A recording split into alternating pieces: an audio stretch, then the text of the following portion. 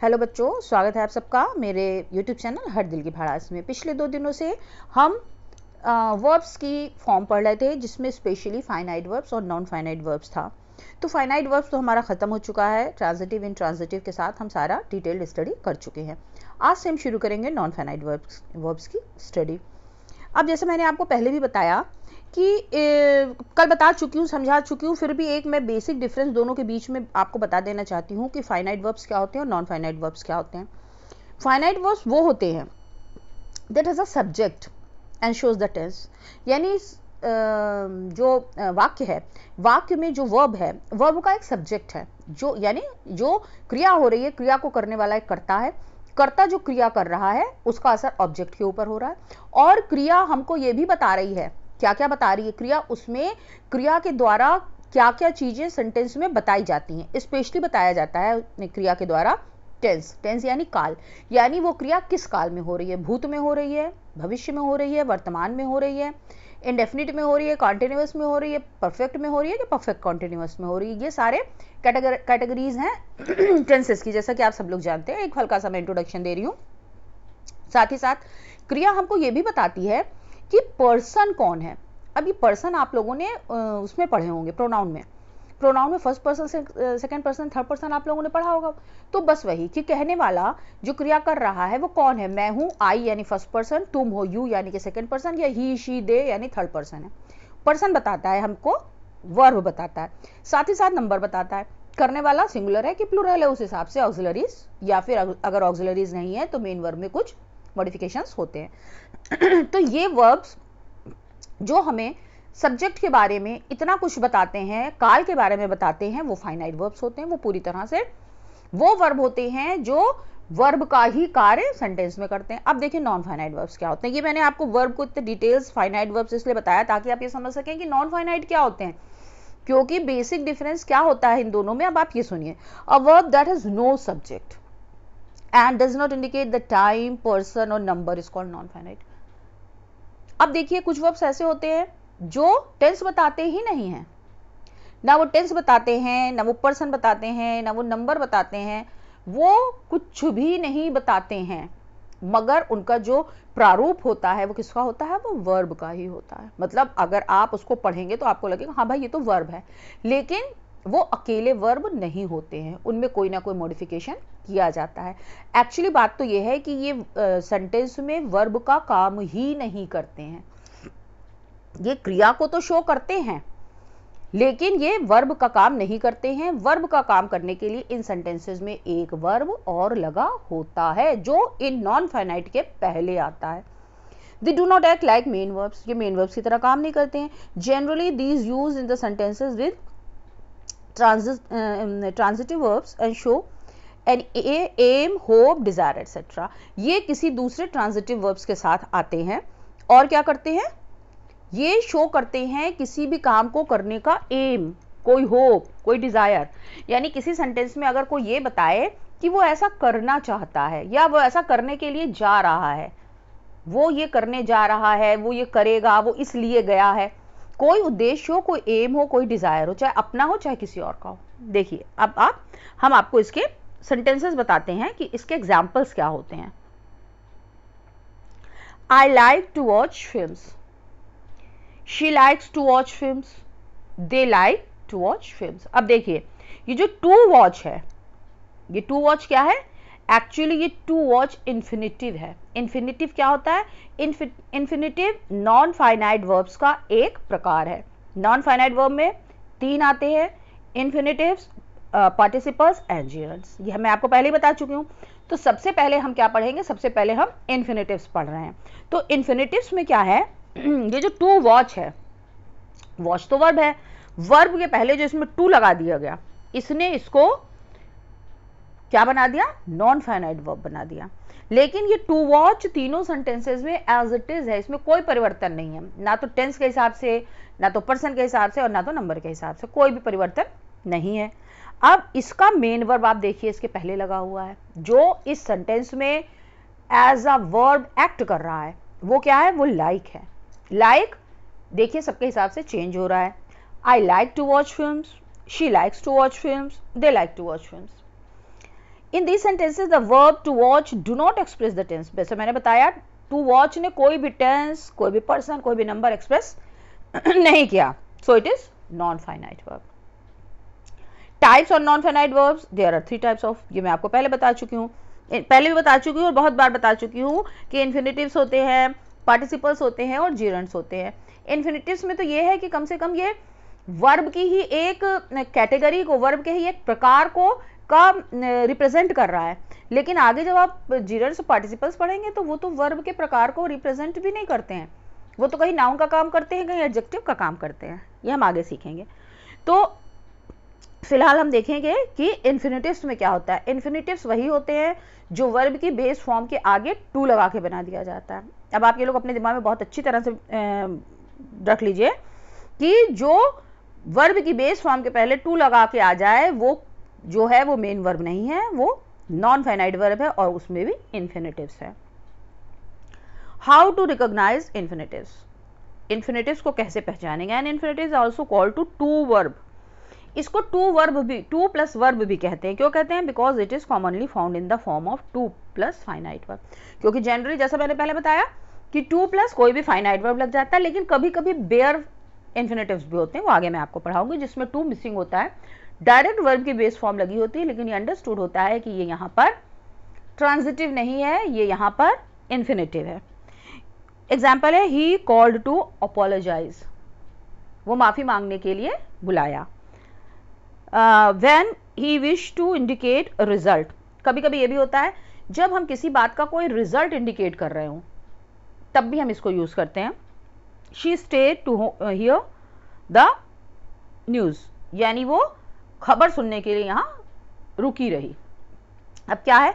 रुकी रही यहां पर वर्ब है, रुकी रही यहां पर वर्ब है, लेकिन टू हियर सुनने के लिए, सुनने के लिए उसका उद्देश्य था, वो जिस वजह से रुकी हुई थी, सुनने के लिए रुकी हुई थी, खबर सुनने के लिए रुकी हुई थी, यानी उसका रुकना क्या था? सुनना जो क्या था वो इन्फिनिटिव है।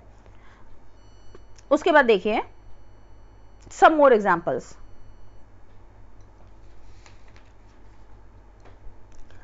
I want to buy, sorry,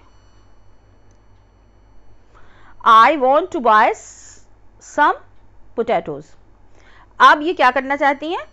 कोई भी है वो कह रहा है कि I want to buy, मैं खरीदना चाहती हूं कुछ potatoes. Romi wants to speak to her, Romi उससे बात करना चाहता है। Ram was trying to impress his boss, Ram अपने बॉस को इम्प्रेस करना चाहता है। Geeta wishes to come back, Geeta वापस आना चाहती है। I am going to market to buy some fruits, मैं बाजार जा रहा हूं कुछ फ्रूट्स खरीदने के लिए। In this sentences round up verbs are finite verbs and verbs with to are non finite which are written in red ink. तो अब आप इसमें देखिए सारे फाइनाइट वर्ब्स इस इन्फिनिटिव वर्ब के कहाँ लगे हुए हैं? पहले लगे हुए हैं। तो जो पहले वाला वर्ब है वो मेन वर्ब है, जो कि सेंटेंस में क्रिया के होने का टेंस भी बता रहा है, पर्सन भी बता रहा है, नंबर भी बता रहा है। जबकि टू के साथ जो वर्ब लगा हुआ है वो कोई उद्देश्य बता रहा है, कोई एम बता रहा है। तो जनरली हम इसको और भी कई सेंस में यूज करते हैं, लेकिन कोई उद्देश्य के लिए हम इसको जनरली यूज करते हैं। अब देखिए किन किन सेंस में हम इसको यूज करते हैं इन्फिनिटिव्स को। इन्फिनिटिव्स क्या क्या काम करते हैं और कहाँ कहाँ इनका इस्तेमाल किया जाता है।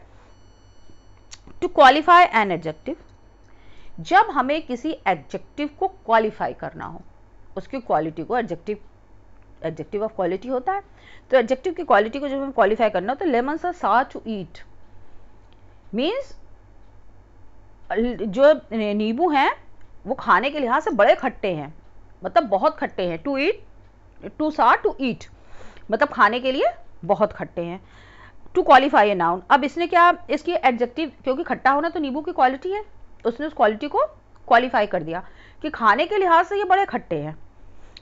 To qualify a noun, noun की क्वालिटी को बताने के लिए भी हम इस प्रकार के इन्फिनिटिव्स का यूज करते हैं। This is a good book to read, ये एक बेहतरीन पुस्तक है पढ़ने के लिए। अब ये क्या है? पुस्तक की क्वालिटी बता रहा है। अगर कोई पढ़ने लायक चीज है तो वो अच्छी होगी तभी तो पढ़ने लायक चीज है, तो उसे किसकी क्वालिटी बताए? बुक की क्वालिटी बताई। As a subject of verb, कभी कभी ये वर्ब के सब्जेक्ट के रूप में भी काम करते हैं।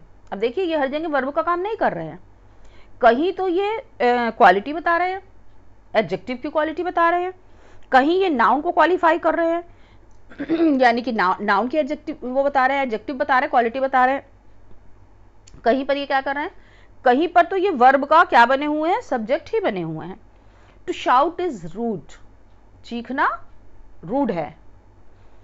टू फॉरगिव इज डिवाइन, माफ कर देना दैवीय है, डिवाइन है, ऐसा जनरली हम लोग बोलते हैं।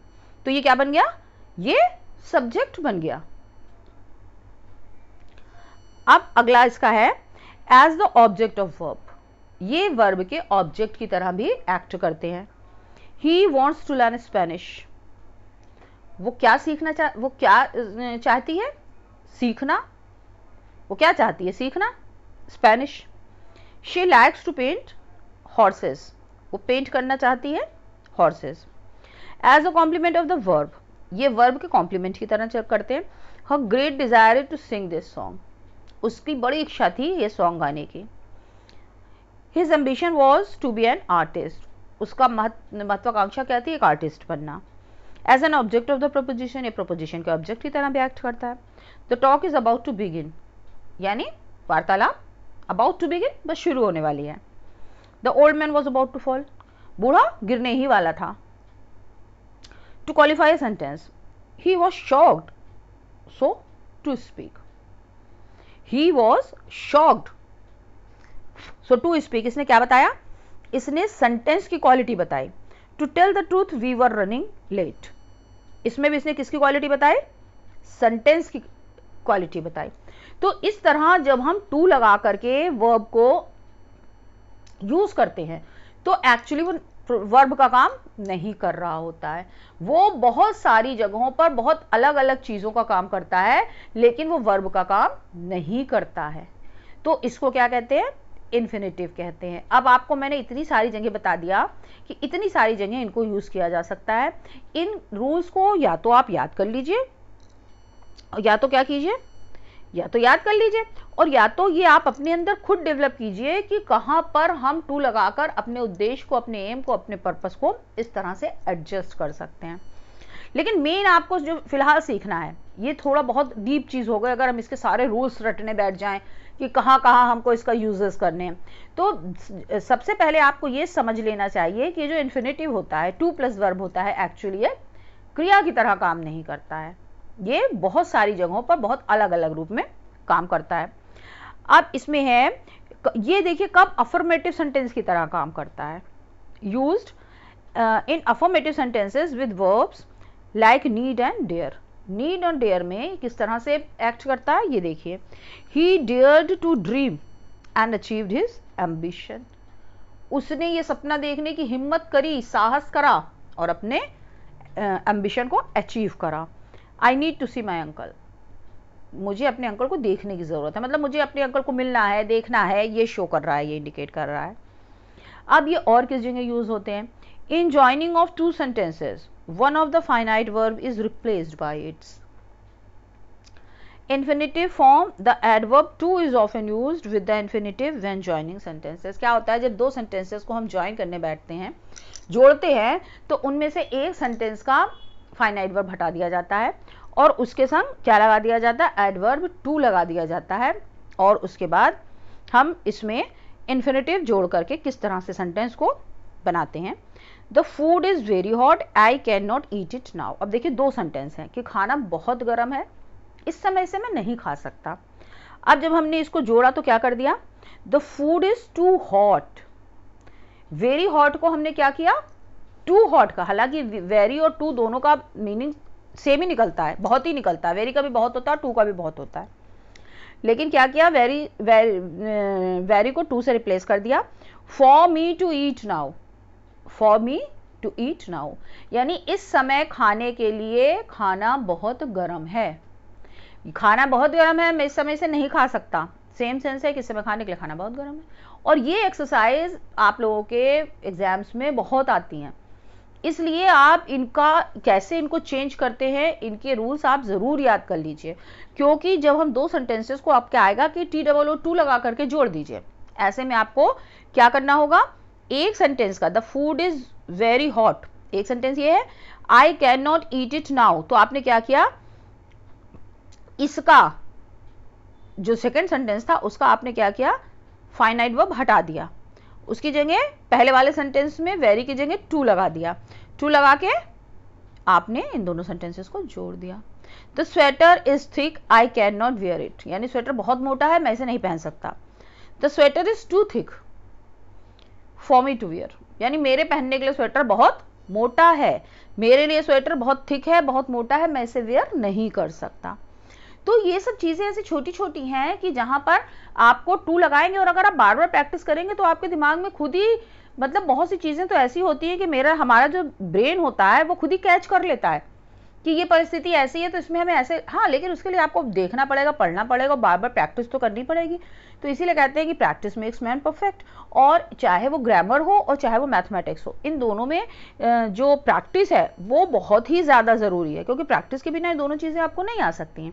इसलिए सबसे पहले तो जो मेन कॉन्सेप्ट है, ये इन्फिनेटिव का जो सबसे इंपॉर्टेंट जो कॉन्सेप्ट है वो अपने दिमाग में क्लियर कर लीजिए कि एक्चुअली जो इन्फिनेटिव होते हैं वो सेंटेंस में वर्ब का काम नहीं करते हैं, बहुत सारी जगहों पर वो बहुत अलग अलग रोल प्ले करते हैं। ये कॉन्सेप्ट आपके दिमाग में क्लियर होना चाहिए।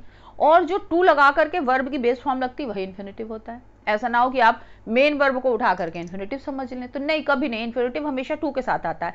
हाँ, कभी कभी किसी सेंटेंसेस में वो जो होता है बेयर इन्फिनेटिव आता है। Some time that and when are dropped, कभी कभी क्या होता है, दैट और व्हेन ड्रॉप कर दिए जाते हैं।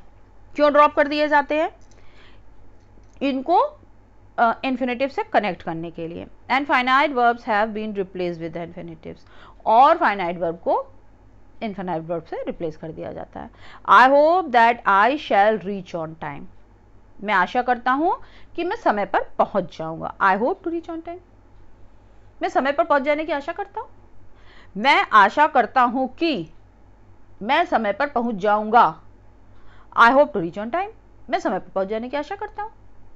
आपने इसको दोनों को जोड़ा और बहुत ही सिंपल, दोनों मतलब कंजक्शन बीच से हटाया, दैट कंजक्शन, और शॉर्टन कर दिया आपने सेंटेंस को। We were delighted when we hear the news, हम बड़े खुश थे जब हमने खबर सुनी। We were delighted to hear the news, हम खबर सुन के बड़े खुश थे। तो इन्होंने क्या किया, इन्होंने उस चीज को कंजक्शन जो थे देन और व्हेन जैसे कंजक्शंस, उनको उन्होंने हटा दिया और उसकी जगह उन्होंने उसको किससे जोड़ दिया, टू लगा करके, यानी किसी भी इन्फिनेटिव को जोड़ दिया। अब मैंने आपको बताया था बेयर इन्फिनेटिव्स कौन से होते हैं। कुछ इन्फिनेटिव्स ऐसे होते हैं जिनमें टू नहीं लगा होता है। अब देखिए यहाँ पर आकर के थोड़ा सा कंफ्यूजन क्रिएट हो जाता है, क्योंकि इनमें टू नहीं लगा होता है, इसलिए छोटे बच्चों को पहचानने में जनरली ये समस्या होती है कि क्या ये मेन वर्ब है या फिर ये इन्फिनेटिव है। लेकिन आप देखिए, अगर ये इन्फिनेटिव है तो इसमें क्या होगा, इसके पहले एक मेन वर्ब लगा होगा, चाहे वो मेन वर्ब हो चाहे वो ऑक्सिलरी वर्ब हो, कोई वर्ब होगा। जनरली इसके पहले ऑक्सिलरीज ही आते हैं। अब देखिए किन किन ऑक्सिलरीज के बाद अगर ये आए तो ये बेयर इन्फिनेटिव होता है। After modal auxiliaries like shall, should, will, would, may, might, can and could. अब ये आपको ऑक्सिलरीज लर्न ही करने पड़ेंगे कि इनके बाद इन्फिनेटिव जो आता है वो बेयर इन्फिनेटिव होता है, इसमें टू नहीं होता है। आई मस्ट स्टडी नाउ, अब हमें पढ़ाई करनी चाहिए। I must to study now नहीं है, I must study now. You should eat healthy food, आपको हेल्दी फूड खाना चाहिए। ही कैन स्विम, वो तैर सकता है। After the verb like let, make, dare and need, ये क्या है, ये वर्ब्स हैं। पहले कौन से थे, पहले ऑक्सिलरीज वर्ब थे, ये मेन वर्ब्स हैं। लेट मी हेल्प यू, मुझे तुम्हारी मदद करने दो। आई मेड हिम स्पीक, मैंने उसे बोलने दिया। You dare not ask for more money, आप और पैसे के लिए बोलने का साहस नहीं कर सकते। You need not inform him, आपको उसे इन्फॉर्म करने की जरूरत नहीं है। After verbs of preposition like see, hear, feel, watch and know. I saw him enter the house, मैंने उसे घर में घुसते देखा। आई सॉ हिम एंटर, घुसते हुए देखा। यहाँ पर सॉ क्या है, सॉ मेन वर्ब है। I saw him enter the house, मैंने उसे घर में घुसते हुए देखा। I heard Samira sing a song, मैंने समीरा को एक गाना गाते हुए सुना। He watched her light the lamp, he watched her light the lamp. After these expressions, had better, would rather, no sooner than and rather than, ये सब क्या है? ये एक्सप्रेशंस हैं। इन एक्सप्रेशंस के बाद she had better finish her work, यानी बेहतर है कि वो अपना काम खत्म कर ले। I would rather spend the night at my aunt's house.